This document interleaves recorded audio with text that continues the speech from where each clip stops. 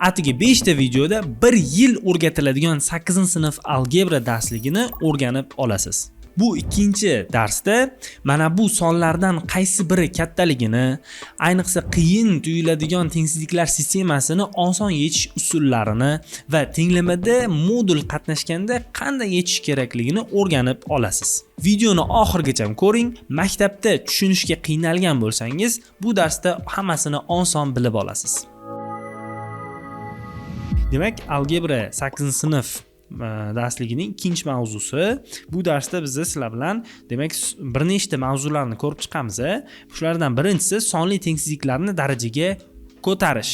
Ya'ni mana ko'ryapsizlar, bu yerda a soni b sonidan katta va ikkalovi ham 0 dan katta. Bu degani ikkalovi ham musbat, ya'ni plus son va n natural son bo'lsa, bilasizlar, natural son 1 dan boshlab cheksiz davom etuvchi sanoqda ishlatiladigan sonlar.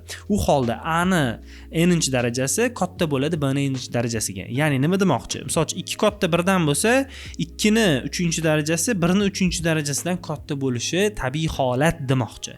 Endi xuddi shunga mos misol ko'ramiz. Sonlarni taqqoslang. Bu yerda ko'ryapsizlar, darajalari bir xil, lekin e'tibor qilinglar, ildiz ostida 2. Bu taqriban 1 dan katta son.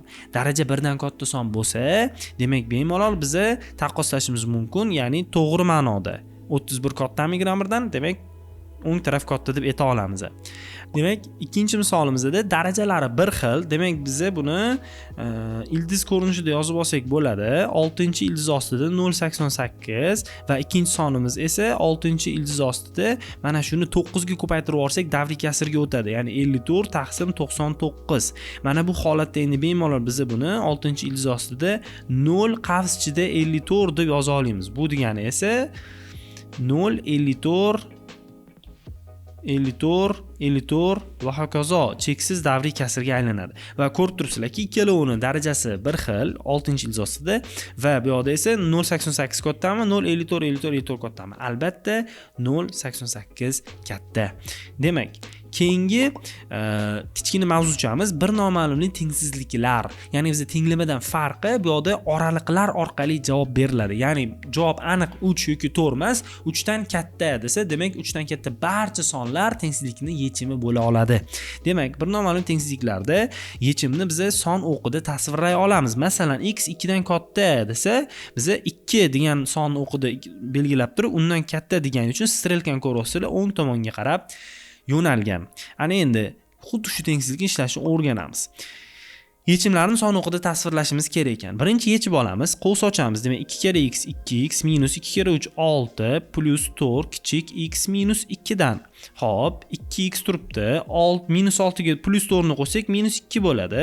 X kichik minus 2 dan. 2 ta minus 2 lar ayrilib bir-biridan qisqarib ketadi. O'shanda x chap tomonga o'tadigan bo'lsa, 2x dan 1x ayirsak 1x qoladi, kichkina 0 dan. Son o'qqa qo'yib oladigan bo'lsak, bu yerda demak o'rtada 0 bo'lsa, demak javobimiz 0 dan chap tomon. Mana bu bizaga demak son o'qida tasvirlashi bo'ldi. Mana bu esa javob bo'ldi. Tushunarli?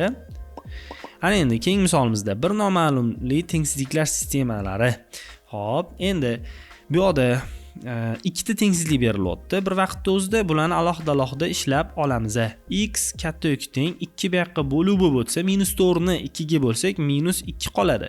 3 ga bo'ladigan bo'lsak, x kichik yoki teng 3 bo'ladi.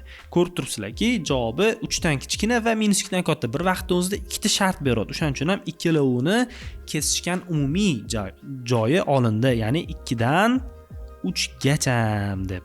Tushunarli? Javob mana bunaqa ko'rinishda yozsa bo'ladi. Va kichik yoki teng, katta yoki teng, ya'ni noqat'iy tengsizlik bo'lgani uchun 2 ni o'zi ham, 3 ni o'zi ham javob sifatida olinadi. Ana endi tengsizliklar sistemasini yechishimiz kerak ekan. Xo'p, endi ishlab olamiz. 5x dan 4x ayirsak 1x qoladi. 3 ni bu yoqqa ayru qilib o'tkazadigan bo'lsa, 2 dan 3 ni ayirsak -1 bo'ladi. Ana endi demak 2 ayru 7 kichik bu yoqda turadi, -2 joyda turadi. 3 bu yoqqa plus bo'lib o'tadi. Ana, o'shanda nima bo'ladi?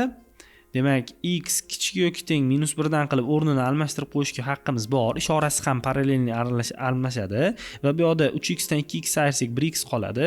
Chap tomonga yozamiz. Katta 2 dan 7 ni ayirsak -5 dan.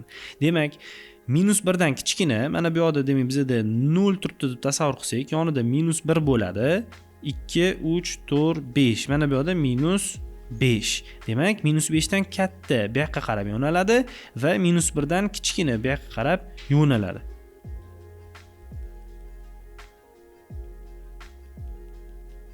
Demak, javobimiz minus 5 dan 1 gacha. Minus 1 gacha. Minus 1 bizda dumaloq qilib bo'yab qo'yamiz. Ya'ni shu olinadi degan ma'no. Minus 5 esa olinmaydi. Tushunarli? Qavslarda ham farq bor. Agar noqat'iy bo'lsa to'rtburchak qovus bo'ladi, qat'iy tengsizlik bo'lsa dumaloq qovus bo'ladi. Keyingisi sonning moduli. Modul qatnashgan tenglama va tengsizliklar. Demak, agar a 0 dan katta bo'lsa, moduldan oddiy a chiqadi. Nima degani bu? Modul degani masofa degani. Ya'ni son o'qida aytaylik, mana bu modul turibdi-da, bu yoqda 0, bu yoqda 1, bu yoqda esa minus 1. Buni orasidagi masofa 1 ga teng bo'lsa, buni orasidagi masofa ham 1 ga tengmi? Ya'ni 2 qadam orqaga yursa, u uzunligi 2 qadam bo'laveradimi yo minus 2 qadam bo'ladimi? Ya'ni uzunlik hech qachon minus bo'lmaydi. Shuning uchun bu yerda ham demak minus bitta chapga yurgani bilan masofasi 1 ga teng. Ana shu uchun ham modul demak har doim musbat, ya'ni plus chiqadi. Lekin nega a kichkina 0 bo'lsa minus a chiqyapti? Chunki a ni o'rniga minusdan qo'ysak, modul uni minusga ko'paytirib plusga aylantiradi. O'shaning uchun ham oldiga minus ishorasi qo'yilishi kerak. Masalan, a agar minus 2 bo'lsa, u oldiga minus 2 qo'yadi-da, javobini plus 2 chiqaradi. Ana o'shanda moduldan minus 2 plus 2 ga teng bo'ladi. Tushunarli-a?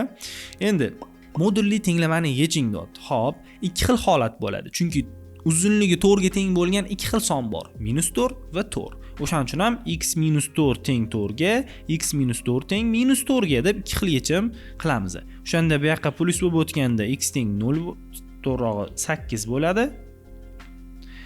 Bu yoqqa plus bo'lib o'tganda esa x teng minus 4 plus 4 0 bo'ladi. Demak, javob x1 teng 8 ga, x2 teng 0 ga deb olinadi. Ikkita yechim hisoblanadi. So'nggi misolimiz bu yerda tengsizlikning yechimlari to'plamini son o'qida tasvirlang. Ya'ni bu yerda modulli tengsizlik uzunligi 4 dan kichik bo'lgan kesma, ya'ni yechim qanaqa bo'ladi? Bu o'rtada 0 bo'lsa, mana qaranglar. Bu yoqda 1, 2, 3, bu yoqda yana bitta chiziq bo'lsa 4 bo'ladi. Bu yoqda minus 1, minus 2, minus 3, minus 4 bo'lsa, demak mana bizning javobimiz minus 4 dan 4 gacha barcha sonlar mana shu modulga mos keladi. Chunki minus 3 qo'ysak ham moduldan 3 chiqadimi? 4 dan kichkina. Minus 1 qo'ysak ham 1 chiqadimi? 4 dan kichkina. 0 qo'ysak 0, 4 dan kichkina. 3 qo'yishda 4 hammasini mana shu. Demak, javobimiz minus 4 dan 4 gacha ikkalovi to'rtburchak qovus bo'ladi. Javobimiz mana shu. Demak, shu bilan biz bugun algebraning 8-sinf algebraning 2-darsini o'z nihoyasiga yetkazdik. Keyingi darsimizda ko'rishguncha